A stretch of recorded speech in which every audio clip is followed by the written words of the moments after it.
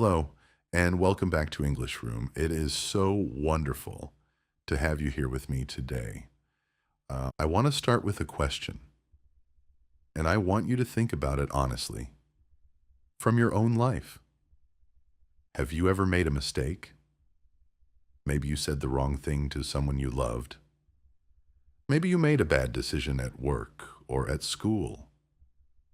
Maybe you built something or started something and it did not go the way you planned. Now, here is the second question. What if that mistake, that thing you got wrong, turned out to be the most interesting thing about you? What if the very thing you were ashamed of became the reason the whole world wanted to know your name? That sounds impossible, does it not? But that is exactly what happened in a small, quiet city in Italy, a city called Pisa. And it happened because of a tower that started sinking into the ground almost the moment construction began, a tower that tilted and leaned and refused to stand up straight, a tower that every engineer in the world should have called a failure. Instead, we call it one of the most famous buildings on Earth. This is the story of the Leaning Tower of Pisa, a story about a mistake that became a masterpiece, a story that will make you think very differently about failure, about patience, and about the strange and wonderful ways that beauty sometimes arrives in the world. Are you sitting comfortably? Good. Let us go back in time together. To understand our story, we need to travel to Italy. The year is 1173. The city of Pisa is not the quiet tourist town it is today. In the 12th century, Pisa was one of the most powerful and wealthy cities in all of Europe. It was a great maritime republic, which means it controlled important sea trade routes across the Mediterranean. Ships from Pisa carried goods, silk, spices, gold, to ports in Africa, Asia, and beyond. The city was rich, confident, and proud. And proud cities like to show the world how important they are. They do this by building grand, beautiful things. Pisa already had a magnificent cathedral, a large important church built in white marble. Next to it, they were building a beautiful circular baptistery, where babies were brought to be baptized into the Christian faith. And now, the city leaders wanted to complete the ensemble. They wanted a bell tower, a campanile, as it is called in Italian, a tall, graceful tower that would ring its bells across the city and tell the whole world, Pisa is great. Pisa is powerful. Pisa is here. They hired a skilled architect and began the project with great excitement and great ambition. On August 9th, 1173, the first stones were laid. Almost immediately, the ground had other plans. Construction on the tower moved along beautifully at first. The design was elegant. The white marble was bright and clean. The circular shape was graceful and unusual. Workers were proud of what they were creating. For about 5 years, everything seemed to be going well. And then, when the tower had reached the height of its third floor, something alarming happened. The tower began to sink, not straight down the way you might expect, from heavy stones pressing into soft earth. It sank on one side. It began, very slowly, but very clearly, to lean. The reason was simple, but nobody had predicted it. The soil on one side of the tower's foundation, the base underneath, was softer than on the other side. Pisa sits near the mouth of the Arno River, and the ground in that area is a mixture of clay, sand, and water. It is not firm ground. It is not the kind of ground you would choose if you were planning to build a tall, heavy tower. But in 1173, engineers did not have the tools or the scientific knowledge to test the ground deeply before building. When the tower began to lean, the builders faced a terrible decision. Do they stop? Do they try to correct it? Do they tear it all down and start again somewhere else? In the end, the decision was made for them, not by the engineers, but by history. Pisa was a powerful city, but it was also a city at war. In 1178, just a few years after construction began, Pisa entered into a long series of military conflicts with its rival cities, Genoa, Lucca, and Florence. The wars pulled money, attention, and workers away from everything else. Construction on the tower stopped completely. And here is where something extraordinary happened, something that nobody planned and nobody could have predicted. The tower rested. For almost 100 years, it simply sat there, unfinished, leaning quietly at the edge of the cathedral square. And during those 100 years, something happened underground. The soil beneath the heavier, sinking side slowly compressed and hardened. The ground, without anyone telling it to, began to stabilize, to settle. The lean stopped getting worse. When construction finally resumed in 1272, nearly a century later, the tower had not fallen. It had not collapsed. It was still standing. The engineers who came back to the project were clever men. They could see that the tower was leaning, and they knew they could not simply ignore it. So they tried something creative. On the upper floors that they were now adding, they built the columns and the wall slightly taller on the shorter, lower side. They were trying, in a quiet and careful way, to compensate for the lean, to gently pull the tower back toward the vertical. It worked, but only partially. The tower straightened a tiny amount, and then, because the added weight of the new floors compressed the soft soil even further, it began to lean again. Not dramatically, but persistently, patiently, as if the earth itself had decided that this tower was going to lean, and there was nothing human hands could do to change that. Construction stopped a second time. More wars, more delays. The bell chamber, the very top of the tower, was finally added in the 14th century, nearly 200 years after that first stone was placed in 1173. 200 years. Think about that. If you started building something today, in 2024, and your great-great-great-grandchildren were the ones to finally finish it, that is the kind of time scale we are talking about. By the time the tower was complete, it was leaning at an angle that made engineers deeply nervous. Over the following centuries, the lean continued to grow, millimeter by millimeter, year by year. At its worst point, in the 20th century, the top of the tower was displaced nearly 5.5 meters from where it would have been if the tower stood perfectly straight. 5.5 meters. That is about the height of a giraffe, shifted sideways at the top of a building. For a long time, serious engineers and government officials treated the tower as a problem to be solved, a mistake to be corrected.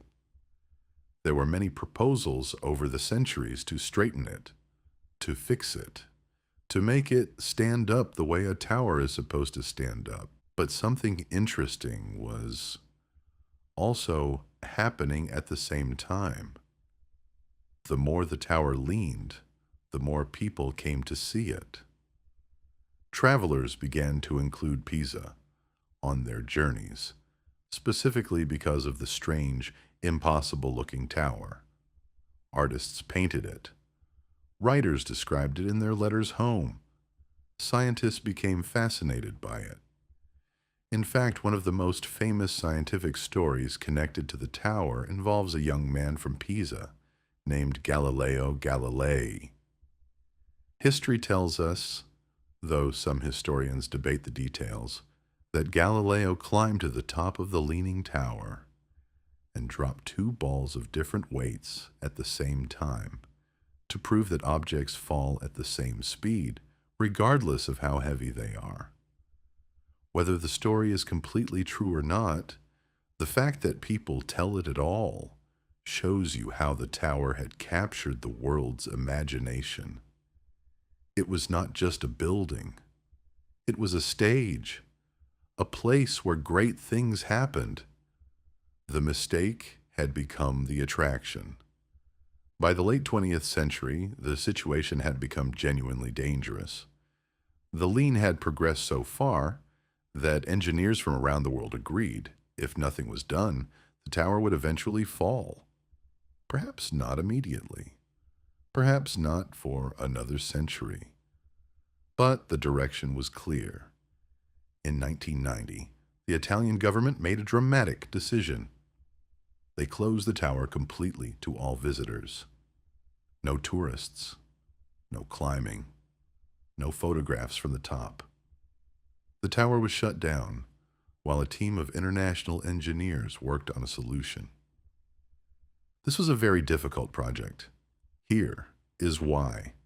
If you try to straighten the tower too much, you destroy the very thing that makes it special. A perfectly straight Tower of Pisa is just a tower. Ordinary. Forgettable. The lean is not the flaw. The lean is the identity. So the engineers did something beautifully subtle. They did not try to straighten the tower. They tried to reduce the lean just enough to make it safe, while keeping it visually and emotionally recognizable. They removed small, careful amounts of soil from the higher side, the side that had not sunk, to encourage that side to settle slightly, to encourage the tower to lean back just a little toward the center. It was incredibly slow and delicate work, like performing surgery on a sleeping patient who must not be disturbed. After 11 years of work, the tower had been straightened by about 40 centimeters. It does not sound like much, but engineers calculated that this small correction had added approximately 300 more years to the tower's life. The tower that was supposed to be a catastrophic failure had been given 3 more centuries. The tower reopened to the public in 2001. The crowds came back immediately. Longer lines than ever. More photographs than ever. More people pressing their palms against the white marble and craning their necks to look up at the impossible, beautiful, stubborn angle of it. Today, the Leaning Tower of Pisa is one of the most visited monuments in the world. Every year, millions of people travel to that quiet square in Pisa, the Piazza dei Miracoli, which means the Square of Miracles, to stand in front of it. And almost every single one of them does the same thing. They walk back until the tower is just behind them. They stretch out their hands, they tilt their bodies, and they take a photograph that makes it look as though they are pushing the tower or holding it up or stopping it from falling. It is one of the most repeated photographs in the history of tourism. Silly, joyful, completely universal. People from every country, every language, every culture, all doing the same playful thing in front of the same beautiful mistake. When you think about it, that says something very profound. The tower connects us. Its imperfection is the very thing that invites us to play with it, to interact with it, to feel something when we look at it. A perfectly straight tower would be admired. This leaning tower is loved. There is a difference between admiration and love. Admiration is what we feel for things that are perfect. Love is what we feel for things that are honestly, completely, wonderfully themselves. So, as our story comes gently to a close today, let us sit for a moment with everything we have heard. The Leaning Tower of Pisa began as a mistake, the wrong soil, the wrong foundation, a lean that embarrassed the builders and worried every engineer who looked at it for the next 8 centuries. By any reasonable measure, the project failed on the very first day that the ground began to shift. And yet, here it stands. More than 850 years after that first stone was placed, still leaning, still white, still drawing millions of people to a small square in a small Italian city, simply to stand in its presence and feel something they cannot quite name. What does that teach us? It teaches us that our mistakes do not define us the way we fear they will. The builders of Pisa did not plan to create an icon. They planned to create a straight, dignified bell tower. What they actually created, through a combination of soft soil and hard luck and centuries of interrupted effort, was something far more memorable than any straight tower could ever have been. It teaches us that time has a wisdom of its own. The 100-year pause in construction, which felt like a defeat, was actually the thing that saved the tower. The ground hardened. The lean stabilized. What looked like a problem waiting to get worse was, in fact, a problem slowly learning to live with itself. And it teaches us something about beauty that I think is very important. We are often taught to believe that beauty means perfection, that the most beautiful things are the most symmetrical, the most balanced, the most exactly right. But the Leaning Tower of Pisa stands as permanent marble proof that this is not always true. Sometimes the most beautiful thing is the thing that tried and struggled and leaned and kept standing anyway. Think about your own life for a moment. Think about the things you have done that did not go as planned. The projects that leaned when they were supposed to stand straight. The moments you felt like a mistake that everyone could see. I want you to hold those memories gently, because the story we told today suggests something hopeful. It suggests that what looks like your greatest flaw might, with time and patience, become your greatest gift. The tower did not become famous despite its lean. It became famous because of it. Perhaps the same is true for you. Thank you so much for spending this time with me today. Learning a language is a long and sometimes tilting journey. There will be days when things do not go straight. That is perfectly all right. Keep going. Keep building. Even the most magnificent towers in the world were not built in a day. I will see you in the next story. Until then, keep reading, keep listening, and never be ashamed of the things that make you beautifully, honestly, you.